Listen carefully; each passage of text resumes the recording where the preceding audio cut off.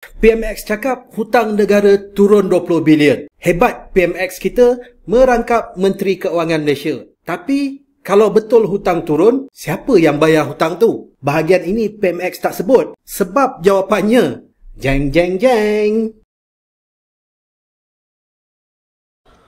Padahal kita tengok berapa hutang kita pada tahun 2022? 100 bilion ringgit. Hutang baru ni, hutang baru. Berapa hutang 2023? 90 bilion ringgit. 2024 85 bilion ringgit. Dan unjuran tahun-tahun ni 80 bilion. Maknanya dalam sejak kita ambil alih, kita dah turun hutang 20 bilion ringgit.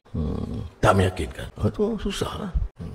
Tapi kita nak turun juga jumlah hutang keseluruhannya. Pelan-pelan lah cik. Oi, dia mana boleh sekaligus gitu, tapi kita boleh turun. Kalau kita kata tak mau hutang langsung 80 bilion ni, dan pembangunan projek pengurusan kerajaan itu dia ambil masa. Dia macam seorang yang mengendali syarikat. Syarikat dikenali. Kalau kawan-kawan yang lama subscribe channel ini, maybe perasan lah, saya memang kurang discuss pasal Malaysia. Bukan tak nak, tapi sebab malas kena label macam-macam kalau kita bagi kritikan. Tapi sebab ini isu penting, kita akan discuss juga. Jadi dalam video ini, kita akan ulas perkara ini. Kita akan discuss 3 perkara. Yang pertama, betul ke hutang negara turun? Yang kedua, dari mana datangnya duit kalau kerajaan kurang berhutang? Ketiga, apa pandangan saya tentang langkah ini? Jadi jangan ke mana-mana. Stay tuned.